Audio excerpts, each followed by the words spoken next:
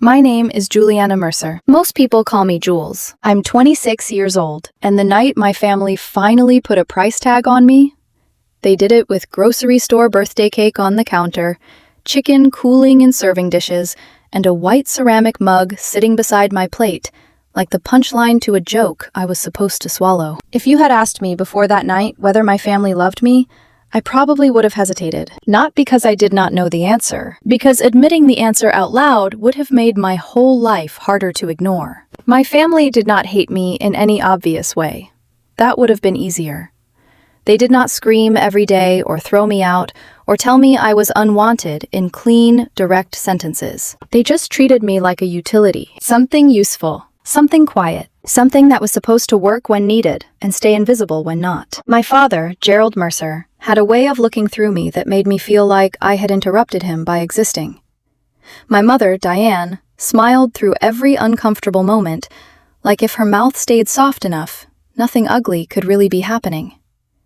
And my younger sister, Nora, took every favor with the relaxed confidence of someone who had never been asked to wonder where the favor came from. I had spent years telling myself that was just family. Families were complicated. Families had roles. Mine was simple. I fixed things. I paid things. I kept the peace. And I kept my mouth shut. By the time I was 26, I had been working as a county property appraiser for 4 years.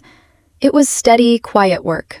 Not glamorous, not dramatic, but I liked that. Houses made more sense to me than people. Land records did not smile while lying. Tax assessments did not ask you to sacrifice your future and call it love. I had my own apartment, my own car paid off, and a life I had built one careful decision at a time since I was 19. Nora was 23. She worked part-time as a stylist, though part-time sometimes felt generous. Her income came and went depending on her mood, her schedule, and whether she decided a week had been too emotionally draining to show up for more than 2 shifts. And for over a year, I had been paying half her rent. Not lending. Not helping once. Paying. Every month. Quietly. Gerald knew. Diane knew. Nora obviously knew. But nobody ever said it out loud in front of the rest of the family. They let people assume Gerald was covering for his struggling younger daughter. They let him wear generosity like a borrowed coat.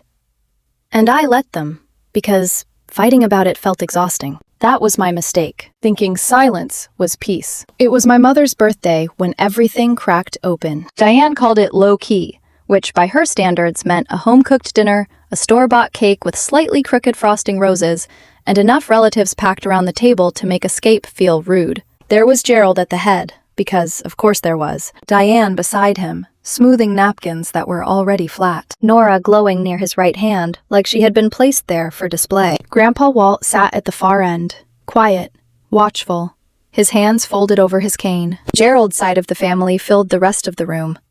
Uncle Phil, Aunt Judy, Loretta, and Greg, who laughed like showing up was a personal sacrifice everyone should appreciate. Dinner started normal. Chicken.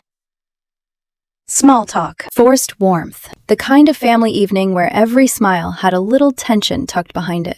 I remember noticing Nora kept checking her phone under the table, not nervously, eagerly, like she was waiting for a cue. Halfway through the meal, she reached beside her chair and pulled out a small wrapped box.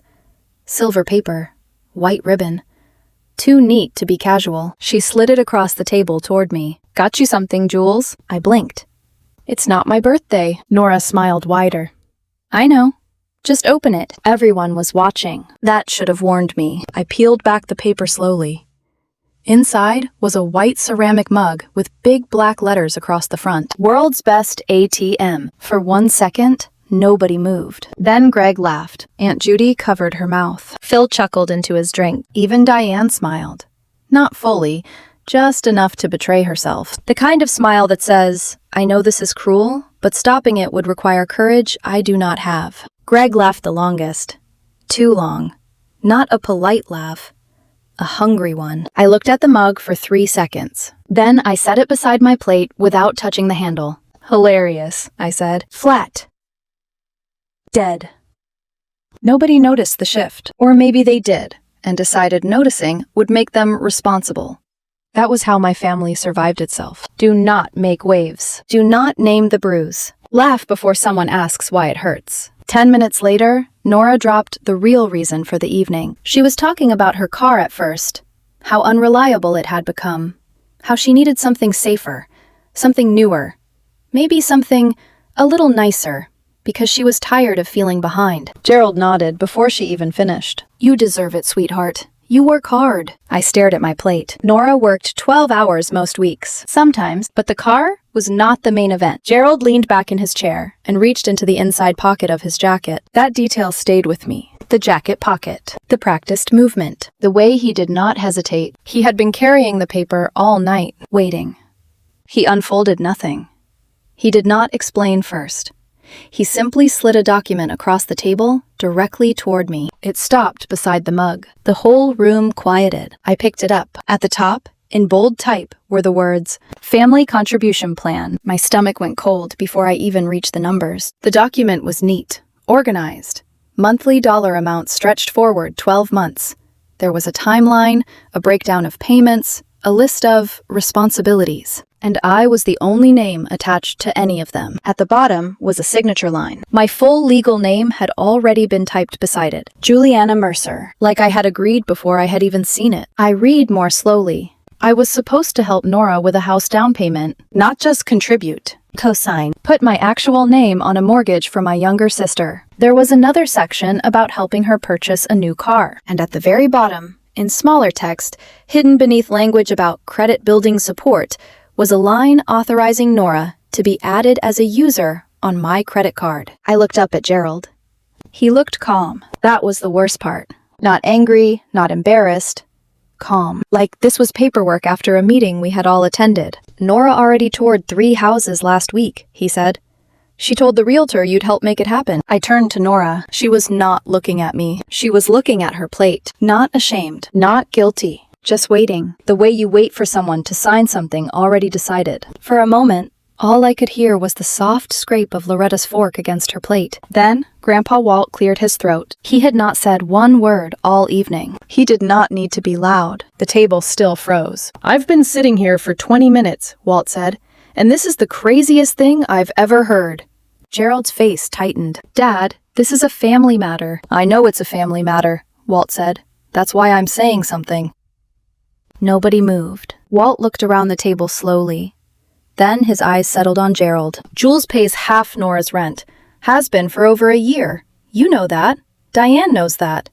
And you've both been happy letting everyone believe it was you. Silence. Real silence. The kind that exposes where everyone has been standing. Aunt Judy opened her mouth, probably to soften it, to translate cruelty into something more comfortable. Walt lifted one hand without even looking at her. She closed her mouth. That is not a contribution plan, Walt said. That is a shakedown. Gerald recovered faster than anyone else. He always did. He turned to me with the expression I had hated since childhood. That controlled disappointment. That look that made me feel 9 years old and guilty before I even knew what I had done. This is exactly your problem, Jules, he said. You've always been cold. I laughed once, but there was no humor in it. He continued. This is why people don't warm to you. Family helps family. Nora finally looked up. Her eyes were glossy, but not with tears, with irritation. You act like you're this big provider, she said. But you don't even provide joy. I looked at the mug. World's best ATM. Then I looked at my father. Then Nora. Then back at him. No. One word. But I said it with every unpaid bill, every swallowed insult, every quiet transfer. Every year I had mistaken endurance for love. Gerald stared at me. I placed the paper flat on the table. No car, no house, no cosign, no credit card access. Nothing. Nora's mouth parted. And the rent stops too, I said. Tonight. Gerald's face changed. The disciplinarian mask slid into place, the one that had worked on me my entire life. Juliana, he said carefully, this is about family. Then act like it. His jaw tightened. Something shifted behind his eyes. He was reaching for the last weapon he had. You do this, he said, and you're done. No holidays, no family events, you're out. And don't come crawling back later expecting us to pretend this didn't happen. Nobody defended me. Not Diane, not Judy, not Phil. Not Loretta. Not even Greg, who suddenly found his drink fascinating. The threat sat in the middle of the table, fully visible, and every silent person in that room signed their name beneath it. I nodded once. This is extortion with table manners. The room did not breathe. I stood, took my jacket from the back of the chair, and did not slam anything. I did not cry. I did not yell. I did not give them the scene they could retell later. I simply walked out. Behind me, nobody followed. Not my mother, not my sister, not one person. I sat in my car for 2 minutes with both hands on the wheel. The house glowed behind me, warm and yellow through the windows. From the outside, it looked like a family still having dinner. Then I drove home. Nora called before I reached my apartment. Then again, and again. 17 times that first week. I did not block her right away because some stupid, soft part of me still thought she might say something real. I'm sorry, I didn't know. Are you okay? But the closest she came was one late-night voicemail where her voice trembled. I'm scared, Jules. 30 seconds later, another message came through. So just send the money and this all goes away. There it was. The truth wearing pajamas. The rest of the family lined up behind her. Different voices, same message. Calm down.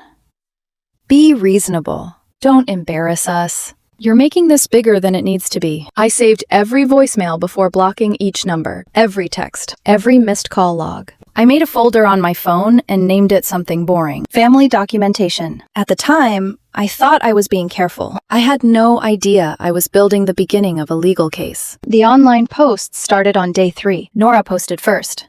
No names, of course, just vague enough to pretend innocence, sharp enough for everyone to know. Finding out who your real family is. Some people only show up when it's easy. The comments filled quickly. Aunt Judy added a broken heart emoji. One cousin wrote, "Stay strong, babe." Someone from Nora's salon called me selfish without using my name. Within a day, the story had hardened. Jules had blown up the family over nothing. Jules was greedy. Jules thought she was better than everyone. I screenshotted all of it. Every post, every comment, every timestamp. The one that actually cut came from Loretta. A voicemail. Short. Soft. Almost gentle. You were always so difficult, Jules, even as a little girl.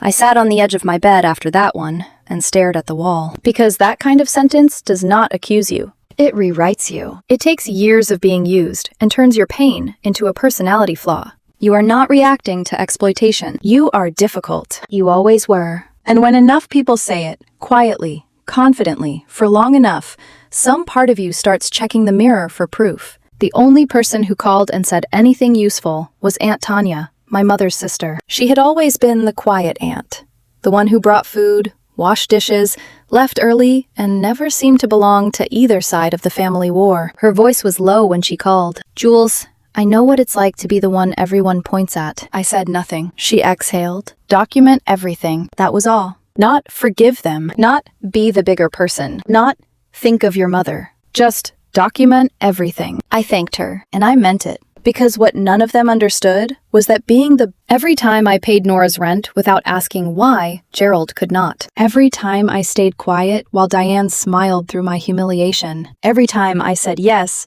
because saying no would start a war. Every time I swallowed the insult so the room could stay comfortable. I had been the bigger person until there was almost nothing left of me, and I was done. 2 weeks after the dinner, the pressure changed shape. It stopped being calls. Stopped being posts, stopped being relatives whispering around the edges of my life. It became something colder, something strategic. Wednesday morning, I was at my desk at the county office, halfway through an assessment report, when my supervisor Carol sent a short email. "Come see me when you get a minute." No explanation, no smiley face, just that.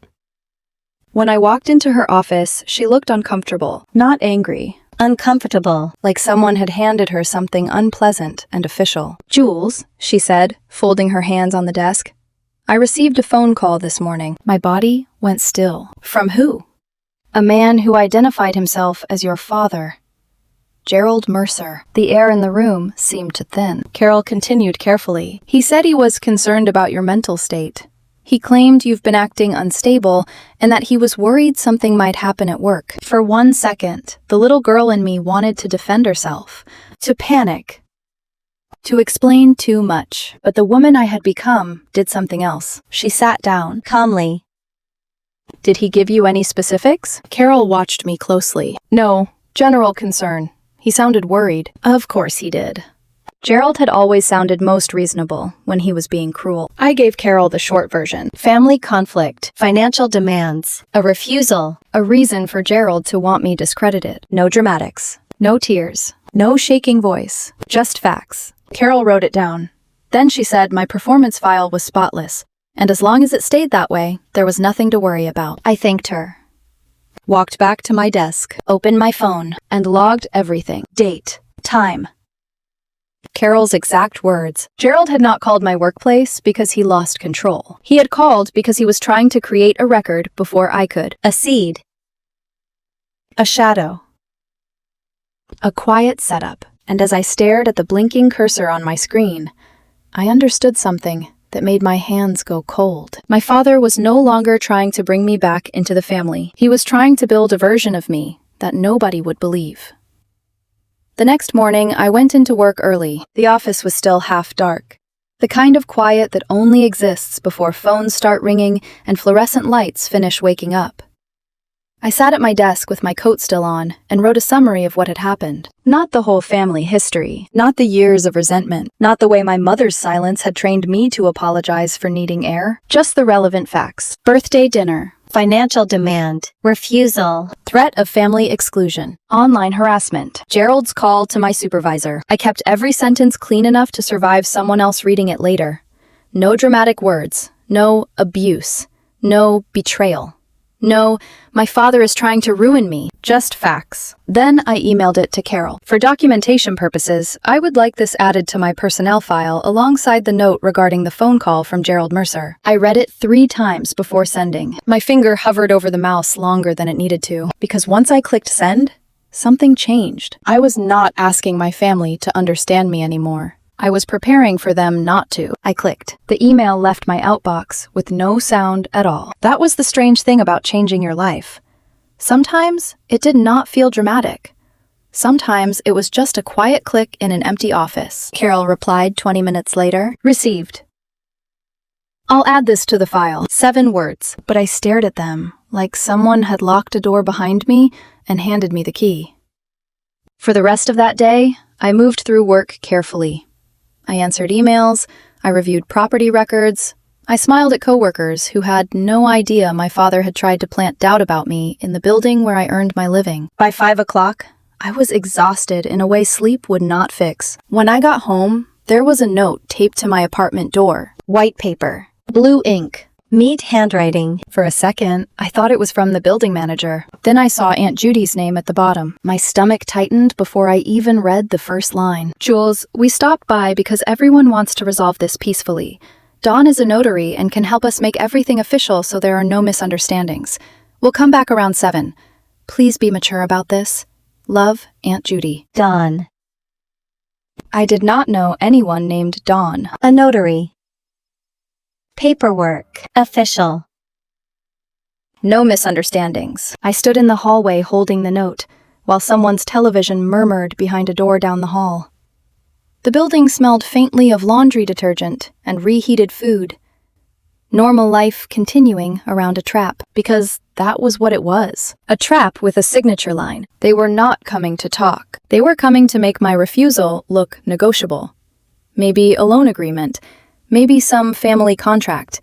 Maybe a document that said I would continue paying Nora's rent, or help with the house, or acknowledge some imaginary obligation Gerald could wave around later. I took a photo of the note. Then I went inside and locked the door. At 7 exactly, they knocked. Not 7:05, not 7:10. 7. That told me they had planned it. I looked through the peephole. Aunt Judy stood closest to the door, wearing her soft, concerned face, the one she used whenever she wanted manipulation to look like kindness.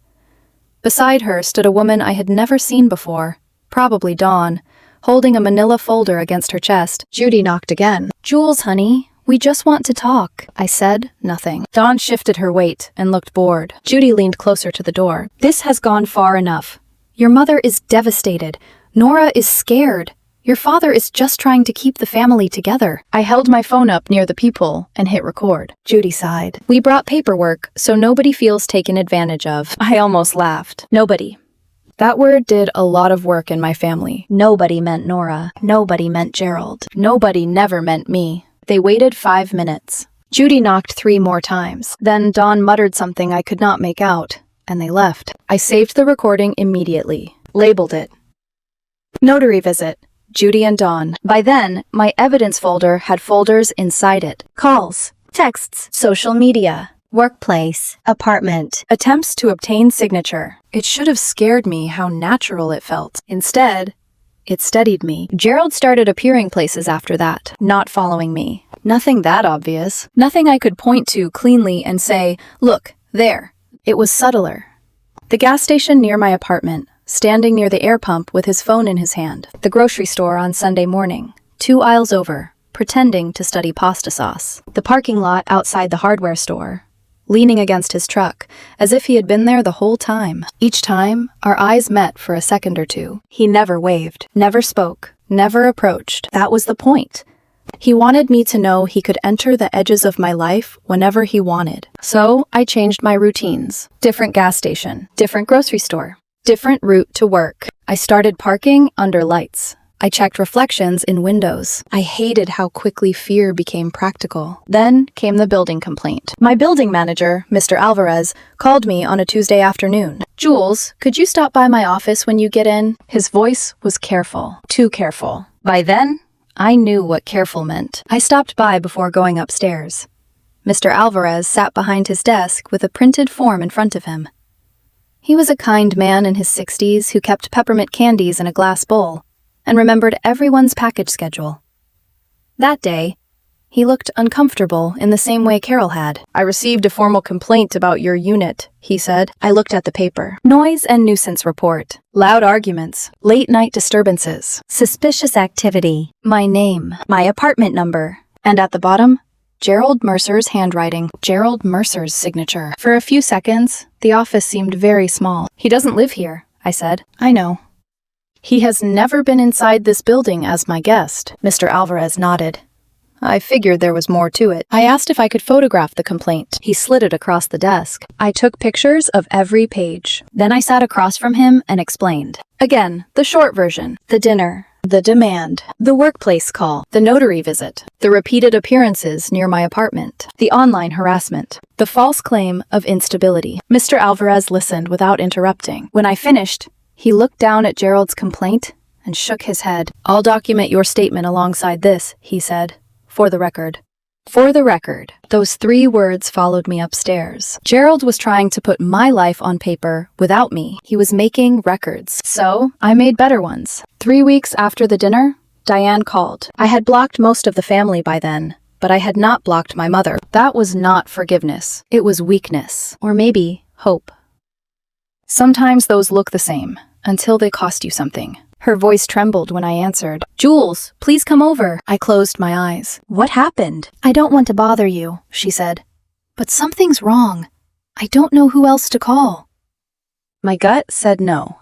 My whole body said no. But it was my mother, so I went. That sentence still irritates me when I think about it. But it was my mother, as if those 4 words had not been used to drag me across every boundary I had ever tried to build. When I pulled up to the house, there were too many cars in the driveway. Gerald's truck, Judy's sedan, Phil's SUV, Greg's car, Loretta's old Buick. No ambulance.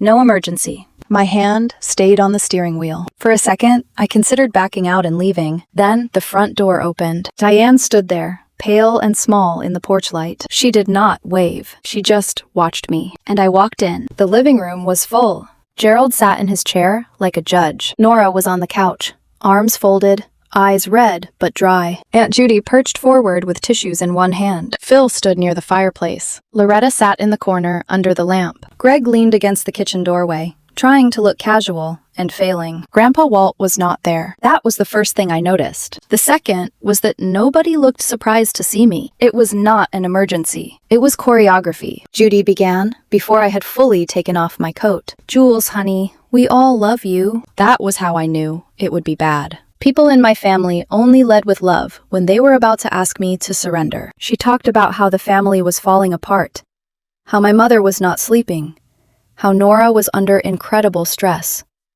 how Gerald had only been trying to make sure everyone was okay. Phil nodded every few sentences like a decorative plant with opinions. Loretta spoke from the corner, soft and poisonous. "You were always so difficult, Jules, even as a little girl." This time, the sentence did not land the same way. This time, I had already saved the voicemail. This time, I knew repetition was a tactic. I looked around the room slowly. Then I took out my phone, opened voice memos, hit record, set it face down on the arm of the couch, microphone outward. "Go ahead," I said. "Keep going." Gerald's eyes narrowed. Nobody stopped. That was what arrogance did. It convinced people they could talk themselves out of any room they had trapped someone else inside. For 20 minutes, they took turns explaining my obligations. What I owed Nora. What I owed Diane. What I owed Gerald for raising me. What I owed the family for not making them look bad. Judy cried real tears. I believe that. She was not faking emotion. She was just emotional about the wrong thing. At one point, she leaned toward me with a face so sincere, it almost looked tender. "You're good at fixing things, Jules," she said. "That's your role in this family." I looked at her. "That's the problem." She blinked, then kept talking like I had not spoken. Nora finally lifted her head. "You made me look stupid," she said. I almost smiled. Not because it was funny, because after all of that, after rent and mortgages and credit cards and workplace calls and false complaints, that was the wound she named. Not that I had abandoned her, not that she missed me, not that she was sorry. I made her look stupid. "No," I said quietly. "I stopped helping you hide." Her face hardened. Gerald leaned forward. "You are tearing this family apart over money." "No," I said. "You tried to sell me family and hand me the invoice." The room went still for one beautiful second. Then everyone started talking at once. Diane whispered my name. Judy said I was being cruel. Phil muttered that I needed to calm down. Greg laughed under his breath. That laugh. The same one from dinner. The one that made humiliation feel like entertainment. I let them finish. Then I picked up my phone, recording still running. "I appreciate the effort," I said. "Nothing changes. I'm leaving." Gerald stood. "You walk out that door? Don't come back." I looked at him. I'm starting to understand that as a gift. Then I left. The night air outside felt colder than it should have. I sat in my car with the recording still open on my phone and watched the waveform sit there like proof of my own sanity. 20 minutes. 20 minutes of people I had grown up with explaining why my money belonged to them. Not one person had asked if I was okay. Walt called an hour later. His voice was tight, not quiet. Controlled. The way it sounded when he was angrier than he wanted to show. "They told me you were coming over to hang out," he said. I sat up straighter. "What?" "They asked me to go pick up something from Marvin's place. Said you'd be stopping by later and we'd all have coffee when I got back." I closed my eyes. "They lied to get you out of the house." "Yes," he said. "They did." For a moment, neither of us spoke. Then Walt said, "That's manipulative. That is a straight-up ambush, Jules." "I know." "Are you all right?" That question nearly broke me. Not because it was dramatic, because it was rare. I swallowed. "I have it on tape." Walt. Then he said, "Good." That one word mattered more than any apology I never got. The next week, I bought cameras. One pointed at my front door from inside. One covered the hallway outside my apartment. One sat on a shelf facing the living room and kitchen. Nothing fancy, nothing expensive, just enough. I told nobody. Not Tanya, not Walt, not even Carol. Some protections only work if people do not know they exist. For a few days, nothing happened. No calls, no appearances, no notes. The quiet should have relieved me. Instead, it made me tense, because by then, I understood my father. Gerald did not stop when he lost. He paused. The break-in happened on a Thursday evening. I came home from work carrying takeout I had no appetite for, and found my apartment door unlocked. Not forced, not damaged, just unlocked. Sitting there with the smallest gap between door and frame. Like someone had opened it with a key, stepped inside, and left it waiting for me. I stood in the hallway for a full 5 seconds. The plastic bag handles cut into my fingers. Somewhere behind me, an elevator dinged. I pushed the door open with my foot. "Hello?" Nothing. The apartment looked almost normal at first. That was what made it worse. No overturned furniture, no shattered glass, no movie scene chaos. Just absence. My laptop was gone from the desk. The portable scanner I used for work was gone from the shelf. A drawer in my bedroom hung open, and the small wooden box on my dresser was empty. My great-grandfather's watch was gone. For a moment, the laptop did not matter. The scanner did not matter. Even the open door did not matter. Only the empty box. It was a plain silver watch. Not expensive, not flashy.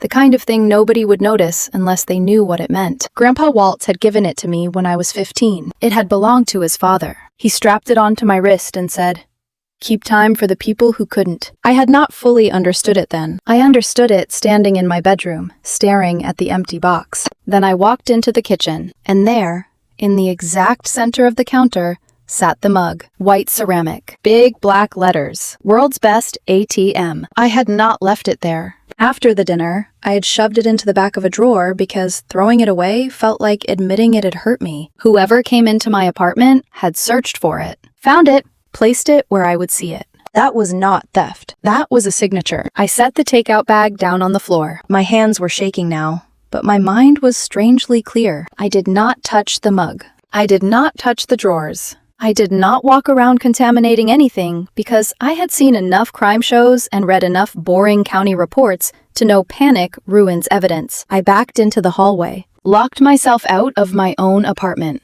and pulled up the camera footage on my phone. The video was grainy, but it was enough. Hands at the lock. A key. A figure entering, face angled away. Shoulders familiar. Jacket familiar. Movement familiar. Not hurried. Not nervous. Confident, like he knew the layout, like he believed he still had the right. I watched the clip 3 times. Then I called the police. And while I waited in the hallway, under the buzzing light, staring at my own unlocked door, I finally accepted what part of me had been resisting. This was not a family conflict anymore. This was a campaign, and my father had just crossed from pressure into crime. The officer who arrived looked young enough that, for one irrational second, I wanted someone older, someone with gray hair, someone who had seen enough families destroy each other to know this was not just a daughter being dramatic about a missing laptop. But he was patient. That mattered more. I stood in the hallway while he walked through my apartment with gloved hands, taking notes, photographing the door, the drawer, the counter, the mug. When he reached the kitchen, he paused. "Is this yours?" he asked, nodding toward it. "Yes." "Was it here when you left?" "No." He looked at the letters. World's Best ATM. His jaw shifted slightly. Not enough to be called a reaction. Enough to tell me he understood. I gave him the camera footage, the full timeline. The dinner, the forced contribution plan, the workplace call, the false apartment complaint, the notary visit, the ambush at my mother's house, the repeated appearances near my apartment. I watched his pen slow down. Not stop. Slow. Because somewhere between family dispute and entered with a key, the shape of the story changed. He asked who had keys. I told him Gerald had access to an old spare. I had forgotten he even had it until that moment. A key from years ago, back when I believed a parent having emergency access meant safety. He wrote that down too. After he left, I called a locksmith, paid extra for same-day service. The new lock clicked into place at 9:42 p.m. I know because I wrote it down. By then, writing things down felt less like paranoia and more like breathing. I slept on the couch that night with every light on. Not really slept. Dozed. Every hallway sound pulled me upright. Every pipe knock became a footstep. Every shadow near the door became Gerald's shoulder on the camera footage. At 2 in the morning, I opened the evidence folder again and scrolled through it. Screenshots, voicemails, call logs, the notary video, the living room ambush recording, the apartment complaint, Gerald's workplace call documented through Carol. Now the break-in. It was all there. And still, one thought kept circling. Gerald liked paper. He liked records. He liked signatures and complaints and official-looking documents. If he had been building paper trails around me, what else existed that I did not know about? The thought made my skin go cold. So I got out of bed, opened my laptop, then remembered it was gone. I sat there, staring at the empty space on my desk, and felt something inside me harden. Fine.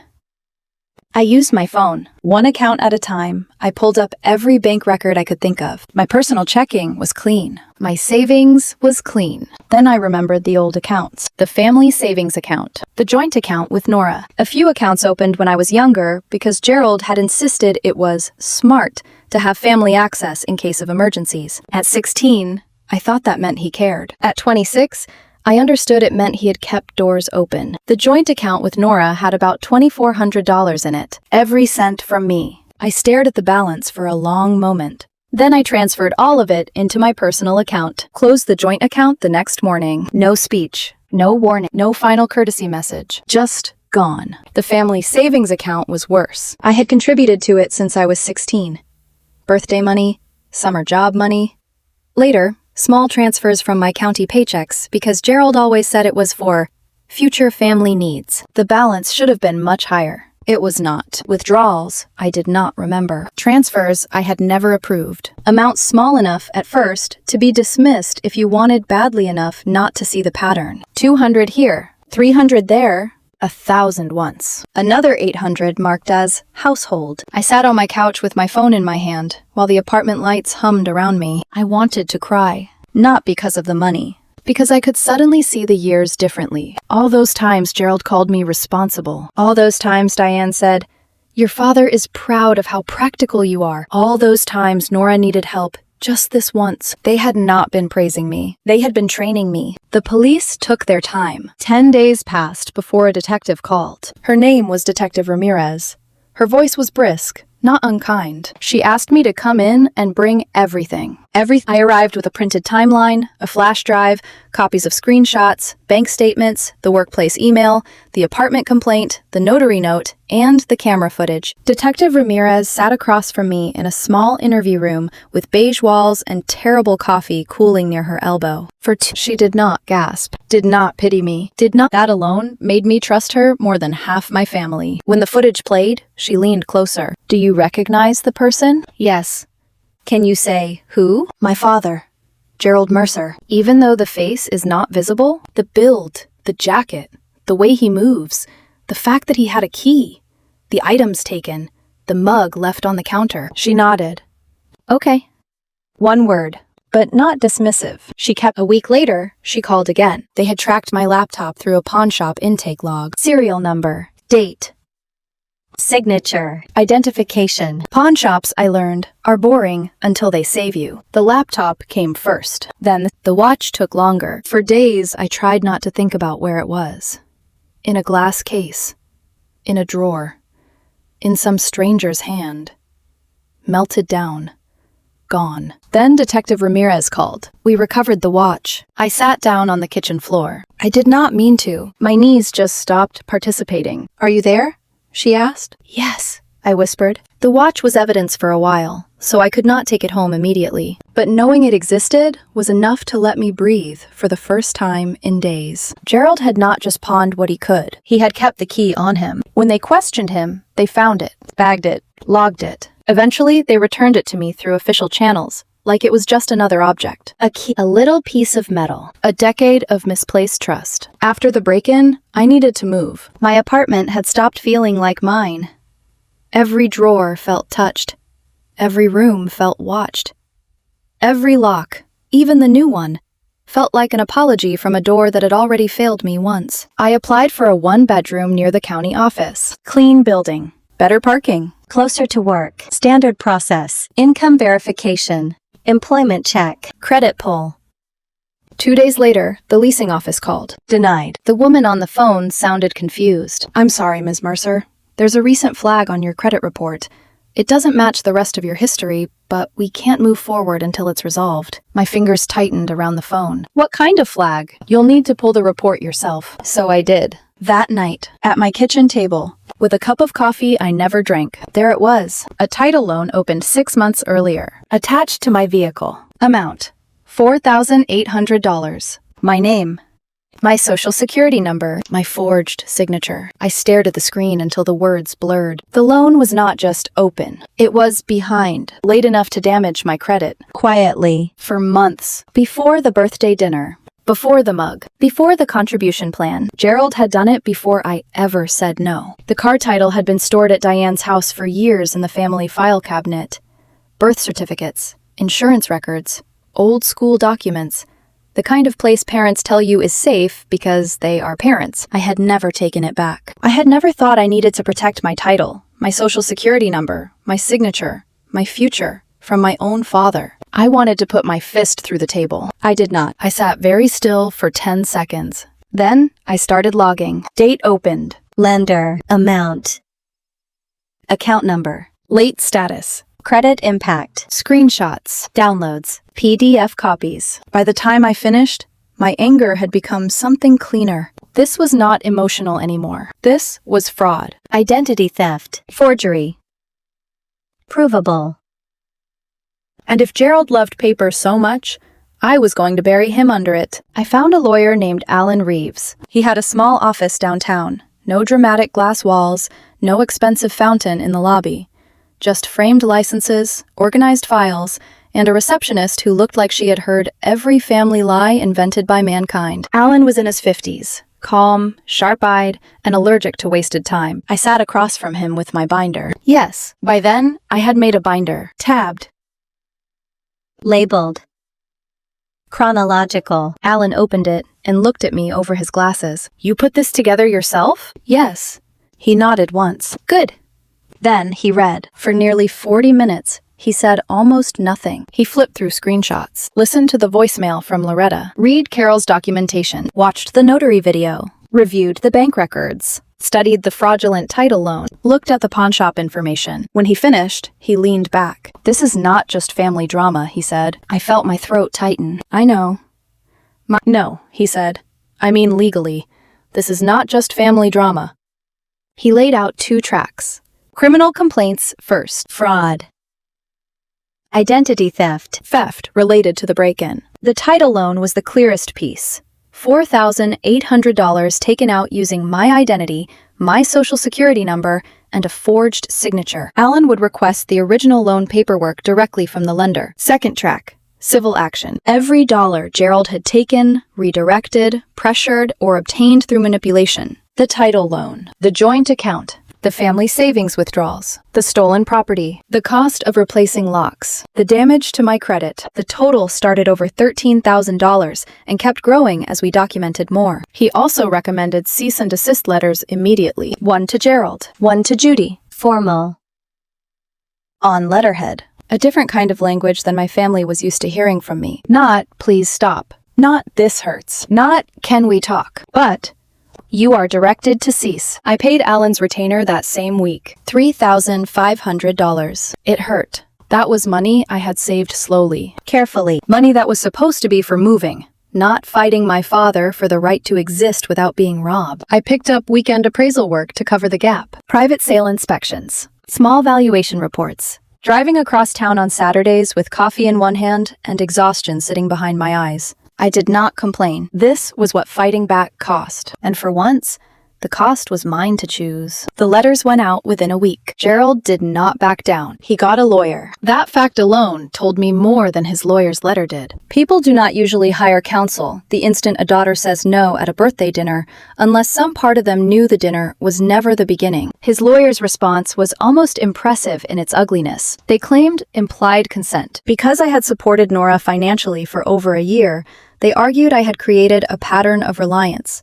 That Nora, and by extension, the family, had reason to believe the support would continue. Alan read the letter and made a sound that was almost a laugh. It's weak, he said, but not useless? Nothing is useless if the goal is delay. And delay, they did. Missing documents. Requests for continuances. Sudden confusion about dates. Claims that Gerald had misunderstood forms. Claims that I had voluntarily participated in family financial support. Claims that my emotional state made my account unreliable. There it was again. unstable, difficult, Cold.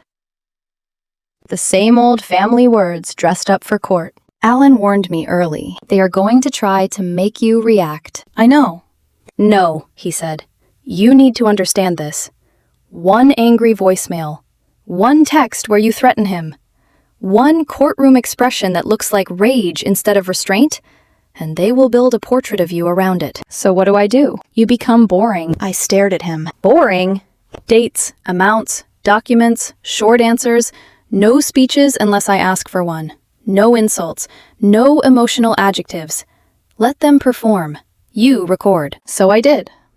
When Gerald called from an unknown number, I answered once, not because I wanted to, because Alan told me one clean recording could matter. Gerald's voice came through tight and furious. You need to stop this circus and come back to the family. I tapped record on my other device. Say that again slower, I said. What? I want the recording clean. Silence.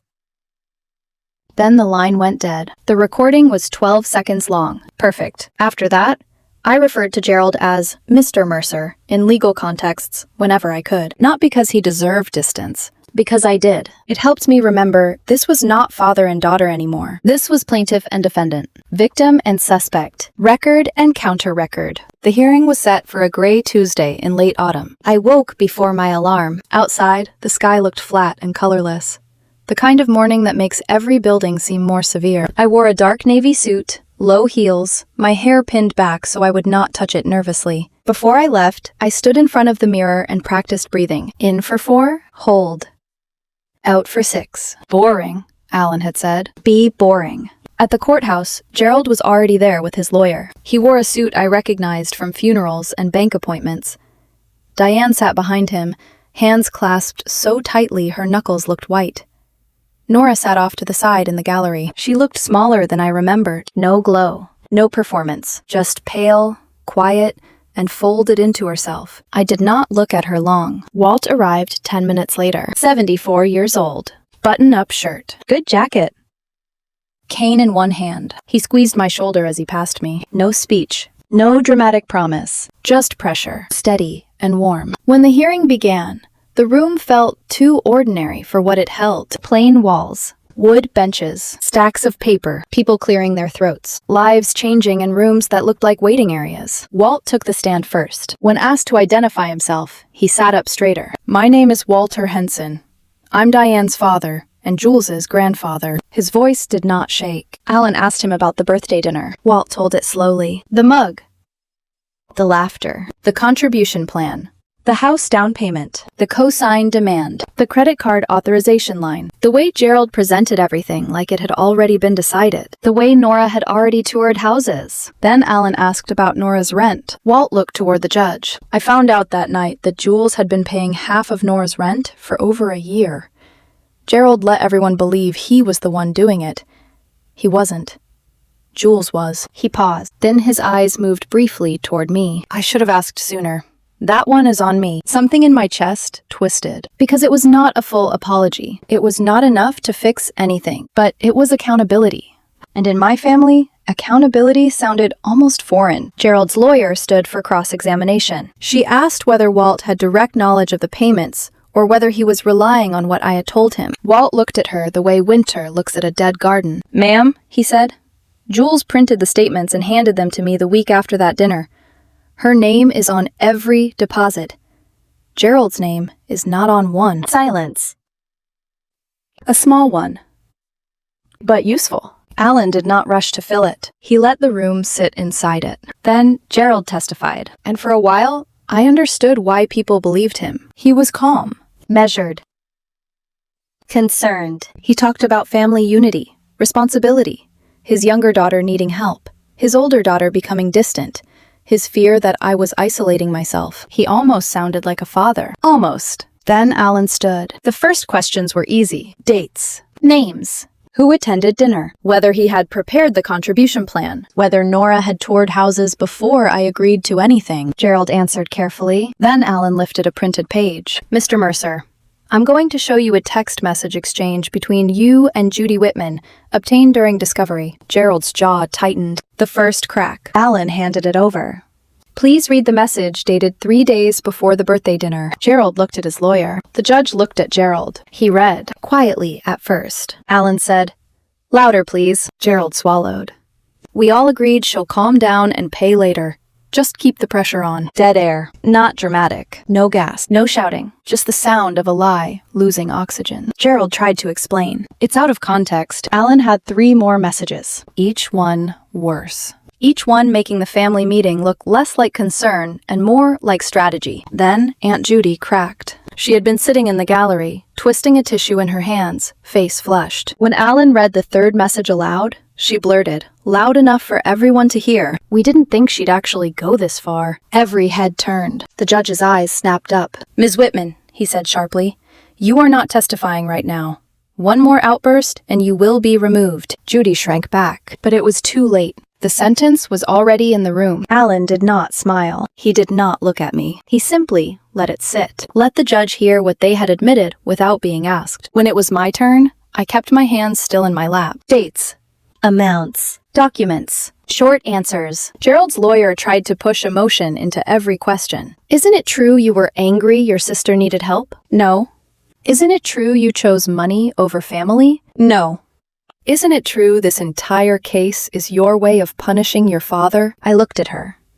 No, it is my way of documenting fraud. She tried again. Do you deny that family relationships involve feelings? Alan told me not to discuss feelings until we finished discussing felonies. For the first time all morning, Alan's mouth twitched. The judge did not smile, but he wrote something down. Tanya testified briefly that afternoon. Not about the dinner, not about the money. About the pattern, how the family treated boundaries like betrayal, how years earlier, when she refused to keep covering for someone else's mistakes, they called her unstable too. Difficult. Cold. Selfish. The family had old scripts. They just changed the names. By the time the hearing ended, I was so tired my bones felt hollow. No verdict came that day. That would have been too clean. 2 weeks later, Alan called me into his office. The written decision sat on his desk. I read it once, then again. Civil judgment for the full documented amount. Protective order. Findings that the fraud and identity theft claims were supported by evidence sufficient to continue through criminal channels. It was not a movie ending. No one screamed. Gerald was not dragged away in handcuffs in front of a shocked courtroom. Nora did not collapse and beg forgiveness. Diane did not suddenly become brave. But the truth existed now, in black ink. Stamp. Filed. Recorded. For the first time in my life, my family could not rewrite what happened and call it love. The first thing I expected after the judgment was noise. Calls, messages, relatives suddenly remembering my number, Nora crying, Gerald raging, Diane begging me not to take things too far. But the first thing that came was quiet. Not peace, quiet. There is a difference. Peace feels open. This quiet felt like a house after a door has been slammed. Everyone standing still, waiting to see what breaks next. For 2 days, nothing happened. Then, on the 3rd morning, Phil sent one text. I hope this works out for everyone. That was it. No apology. No admission. No, I'm sorry I sat there while they laughed at you. Just a sentence, so empty it could have been printed inside a sympathy card. I stared at it while standing in line for coffee before work. Then I deleted it. Not blocked, deleted. Some people do not deserve a dramatic exit. They deserve to become background noise. Aunt Judy went silent. That silence told me more than any speech could have. Judy was only brave when she believed the room was already on her side.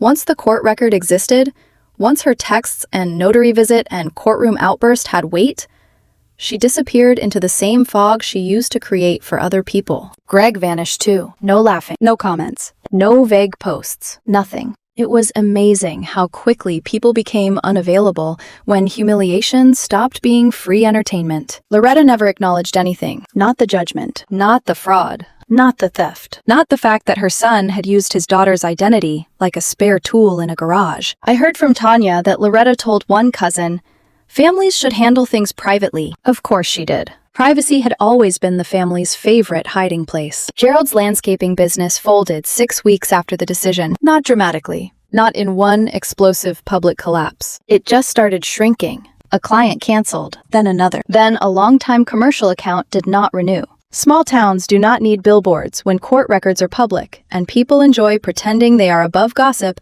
while spreading it carefully over coffee. Gerald had built that lawn care company over 15 years. Trucks with clean lettering, matching shirts, business cards, A reputation as a reliable man who showed up early and shook hands firmly. That was the version of himself he loved most. Not husband, not father, not even provider. Respectable man. The judgment cracked that mask, and once people saw beneath it, the trucks did not look as clean anymore. I wish I could say I felt nothing. That would sound stronger, but I did feel something. Not guilt. Not satisfaction exactly. More like standing across the street from a building you used to live in and watching the windows go dark one by one. You remember being inside. You remember how it smelled. You remember thinking you had no way out. And still, when the lights die, some part of you goes quiet. Nora tried to reach me first through blocked numbers, then through friends, then through an old email account I barely used. At first, they were angry. You ruined everything. Then defensive. Dad said, then small.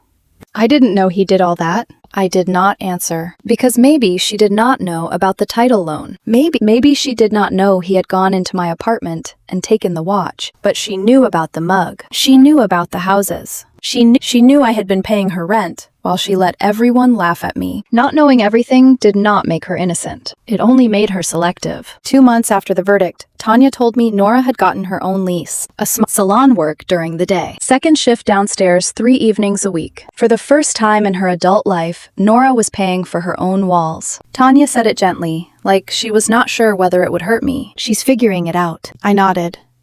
That's good. And I meant it. But I did not mistake her survival for my responsibility. That was new. The old Jules would have felt guilty. The old Jules would have wondered if Nora had enough groceries, if her car was running, if the apartment was safe, if maybe one small transfer would not hurt. The new Jules understood that every rescue had once been used as evidence that I was available, and I was not available anymore. Tanya became something real after that. Not dramatic. Not instantly close, just consistent. A text every couple of weeks. A card on my birthday. A message before court dates asking, need anything? Never. Are you over it yet? Never. Your mother is hurting too. Never.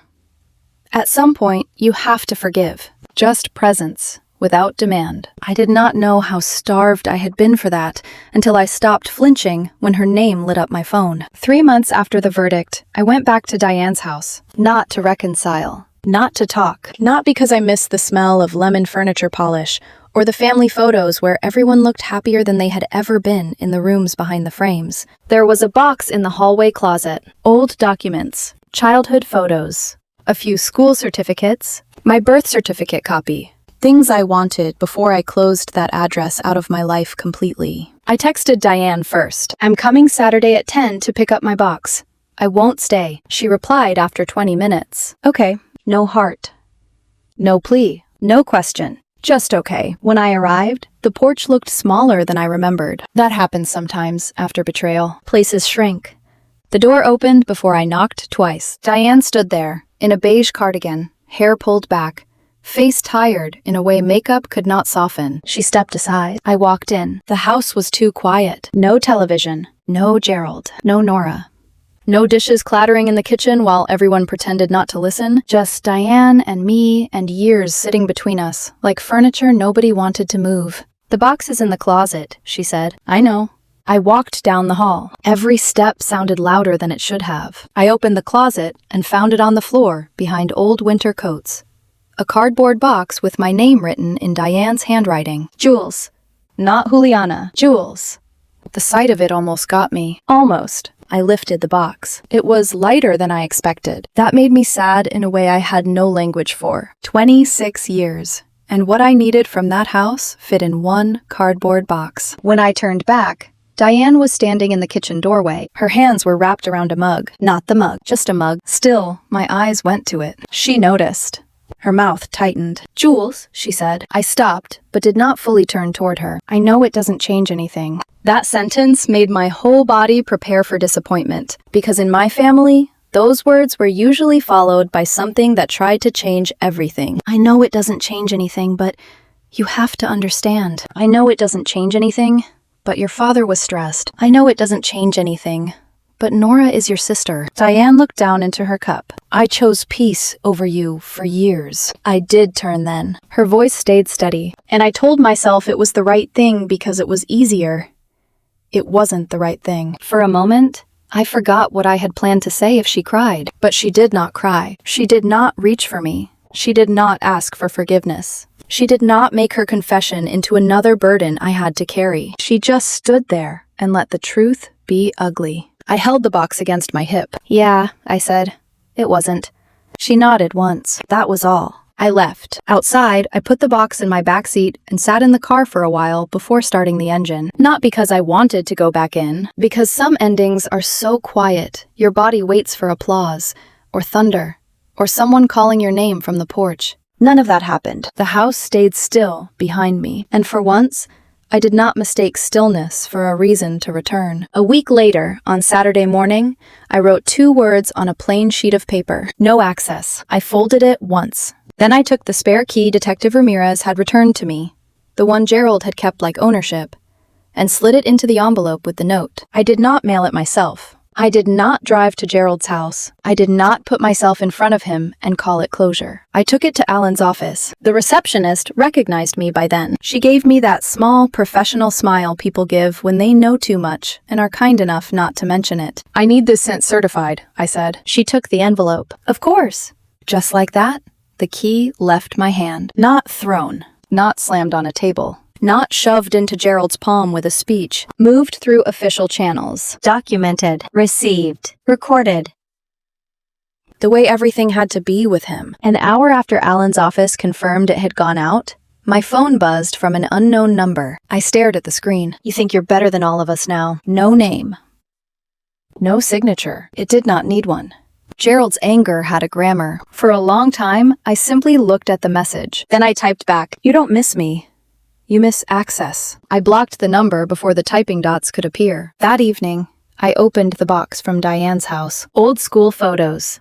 A report card from 4th grade. A picture of me at 7, missing 2 front teeth, holding a science fair ribbon while Gerald stood behind me, looking somewhere else. A birthday card from Walt I had forgotten existed. A few documents I should have taken years ago. At the bottom was a photo of Nora and me as kids. She was maybe 5. I was 8. She had chocolate on her face, and one arm looped through mine. I was looking at her like she was something I had been trusted to protect. I sat with that photo for a long time. Then I put it back in the box. I did not tear it. I did not keep it out. Some grief does not need a performance. Later, I opened the small evidence bag from the pawn shop recovery. The silver watch dropped into my palm. Cold. Light. Real. My great-grandfather's watch, the one Walt had placed on my wrist when I was 15. I remembered his voice. "Keep time for the people who couldn't." I strapped it on. The band felt familiar immediately, like it had been waiting for my wrist to come back. And for the first time since the break-in, my apartment felt a little less invaded. Not safe yet, but mine. After the protective order was filed and the payments started clearing, I changed everything. My address, my phone number, my emergency contacts, my routines, my bank security, my credit locks, my passwords, the places I bought groceries, the gas station I used, even the chair where I sat in my living room at night. People talk about freedom like it is a door thrown open. For me, it was smaller. It was removing Gerald from every form, taking Diane off every backup contact, making sure Nora could not call my bank and sound helpless enough for someone to bend a rule. Freedom was paperwork. Freedom was locks. Freedom was silence after blocking a number and realizing nobody could make me unblock it. The city kept moving outside my windows. Cars passed. Dogs barked. Someone upstairs played music too loudly on Friday nights. Normal sounds. Ordinary life. The kind I used to think I had to earn by being useful. One night, months after the verdict, I came home from work, set my bag down, and stood in the middle of my apartment without turning on the light. Nothing was missing. No mug waited on the counter. No door hung open. No voicemail blinked on my phone, demanding that I shrink myself back into place. I touched the watch on my wrist. Ticking. Steady. Mine. For 26 years, my family treated my life like a house they all had keys to. They opened doors, took what they wanted, left messes for me to clean, called it love, called it duty, called it family. But that night, standing in the dark with my own name on the lease and my own locks on the door, I finally understood something I should have known years earlier. A family can raise you and still not have the right to enter. A father can give you his name and still lose access. A sister can share your childhood and still not be owed your future. And peace is not the sound of everyone forgiving you. Sometimes peace is just the absence of footsteps outside your door. For the first time in 26 years, nobody else had a key to my life. The strange thing about endings is that they rarely feel like endings when you're inside them. There's no music, no final line that echoes perfectly against the walls of your life. No moment where everything clicks into place and you suddenly understand what it all meant. There is just space. And if you've spent years being surrounded by noise, demands, expectations, pressure, voices telling you who you are and what you owe, space can feel unfamiliar at first, almost suspicious. Like something is missing, like something is about to happen. For the first few weeks after everything settled, I kept waiting for another letter, another call, another attempt to slip past the locks I had put in place. But nothing came. Not from Gerald, not from Judy, not from Nora, not from anyone. The protective order did its job. The legal consequences did the rest. And the silence that followed was not the tense quiet from before. It was empty, clean.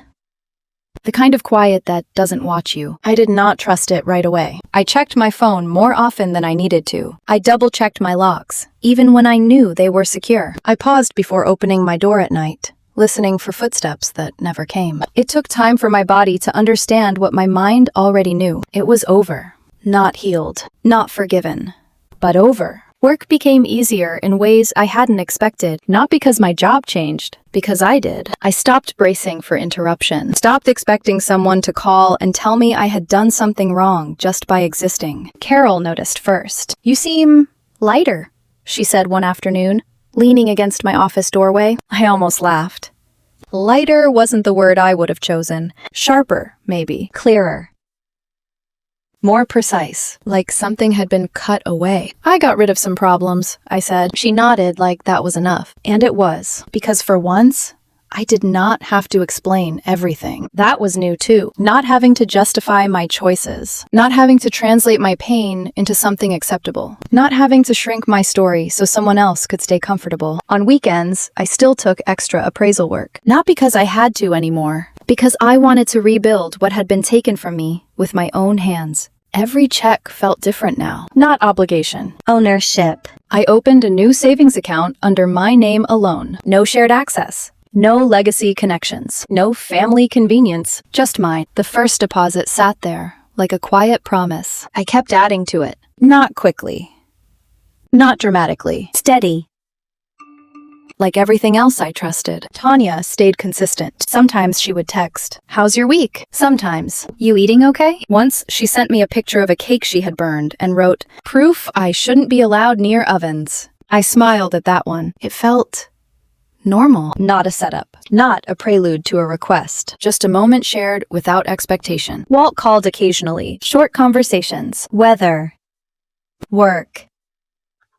A story about a neighbor who had tried to fix his own roof and nearly fell off. He never pushed, never asked me to come back, never said, "They miss you." One evening, after a long pause in the middle of a conversation, he said quietly, "I'm proud of you." I closed my eyes, because those 4 words, coming from him, did not feel like a reward. They felt like recognition. And recognition, after years of being rewritten, is its own kind of healing. Nora did not try again. Not after the last blocked number. Not after the email that went unanswered. Not after Tanya made it clear I was not interested in relaying messages. I wondered about her sometimes. Not in the way I used to. Not with urgency. Just curiosity. Was she managing the rent? Was she still working both jobs? Did she ever think about that dinner? About the mug? About the way she had sat there, waiting for me to sign my future over, like it was a formality? I would never know. And that was something I had to accept. Closure is not always an answer. Sometimes it's the absence of one. Diane never called again. Not after the day I picked up the box.